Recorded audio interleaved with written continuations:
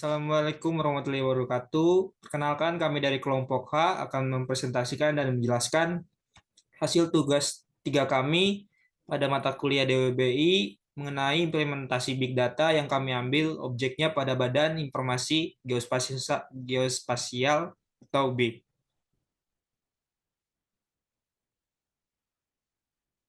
Oke, di kelompok H ini terdapat anggota diantaranya ada saya sendiri, Ivan Syaloho, ada Ramadhani Asari, Raihan Rakan, dan Sebastian Purba.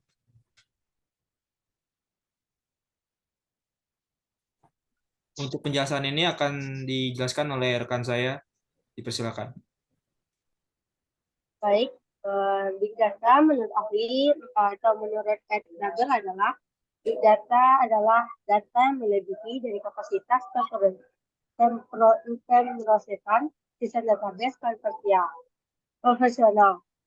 Data yang terlalu besar dan terlalu cepat atau tidak sesuai dengan struktur arsitektur database yang ada untuk mendapatkan nilai dari data, maka Anda harus memilih jalan alternatif untuk berproses data tersebut. Next. Karakteristik di data yang pertama itu volume. Jumlah data yang dihasilkan dan disimpan, di mana ukuran data menentukan nilai potensi dan kedalamannya, serta apakah itu dapat dianggap sebagai big data atau tidak. Yang kedua ada variety, yaitu jenis dan sifat data ini membantu pengguna yang menganalisisnya untuk menggunakan hasil informasi secara efektif hasil mendalam. Yang terakhir itu ada velocity, kecepatan data yang dihasilkan dan diproses untuk memenuhi tuntutan dan tantangan yang ada dalam perkembangan dan pengembangan.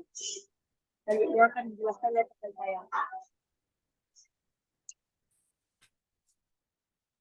Baik, selanjutnya itu ada fungsi Big Data, yaitu ada 4. Yang pertama itu dapat menentukan penyebab suatu masalah, kegagalan secara real time. Yang kedua, pengambilan sebuah keputusan yang cerdas dan tepat. Yang ketiga, mendeteksi sebuah anomali atau perilaku yang menyimpang dalam struktur bisnis. Dan yang terakhir yaitu mengurangi biaya, waktu, dan meningkatkan performa produk aplikasi.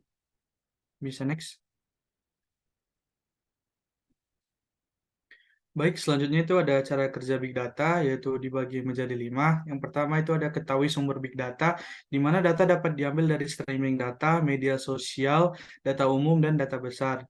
Selanjutnya itu menganalisis Big Data, yaitu perusahaan, maaf, yang pertama itu ada tetapkan strategi Big Data, yaitu rencana yang dirancang untuk membantu memperoleh dan menggunakan data di perusahaan. Selanjutnya ada ketahui sumber big data, yaitu data dapat diambil dari streaming data, media sosial, data umum, dan data besar. Selanjutnya ada akses kelola dan simpan big data, yaitu akses data yang digunakan fleksibel dan dengan harga yang terjangkau. Selanjutnya itu menganalisis big data. Perusahaan dapat menggunakan komputasi grid atau analitik di memori menggunakan data besar yang ada. Dan selanjutnya yang terakhir yaitu membuat keputusan oleh data, yaitu data terpercaya mengarah ke analitik terpercaya dan keputusan terpercaya. Baik, next selanjutnya bisa dijelaskan oleh rekan saya.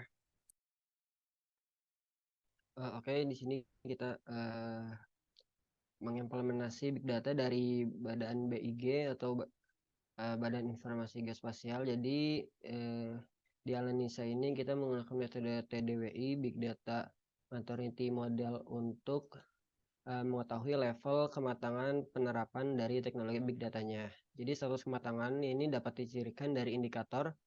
Ada 5 dimensi indikator, yaitu organisasi, infrastruktur, manajemen, analitik, dan tata kelola. Jadi sehingga dapat disimpulkan, jadi ada big data ini berada pada tahap nascent, pre-adoption, early adoption, corporate adoption, atau mature visionary. Nah, setelah dianalisa big datanya, Badan Informasi Geospasial ini menjadi referensi tunggal atau utama untuk informasi geospasial.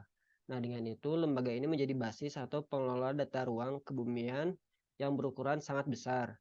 Data ruang kebumian mengacu pada lokasi, letak, dan posisi suatu objek atau kejadian yang berada di bawah atau di atas permukaan bumi dalam sistem koordinat tertentu. Selanjutnya bisa dijelaskan oleh rekan saya. Baik, untuk analisa data pada Badan Internasional Geospasial, Data yang harus diolah mencakup data citra, GPS, foto udara, peta tematik, pasut, yang sebagian diterima secara real-time melalui sistem TWS atau Tsunami Early Warning System, aplikasi pemetaan partisipatif, maupun geoportal, yaitu jaringan data spasial digital berbasis web.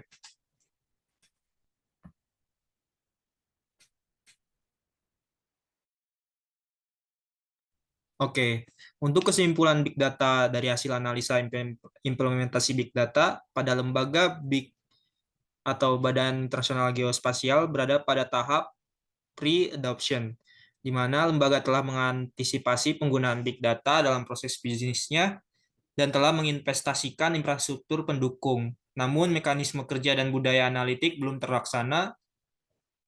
Kekuatan Big menuju Big Data terletak pada ketersediaan beragam data yang update, real-time, terintegrasi, dan terbuka, sehingga memungkinkan pemanfaatannya untuk kepentingan berbagai sektor.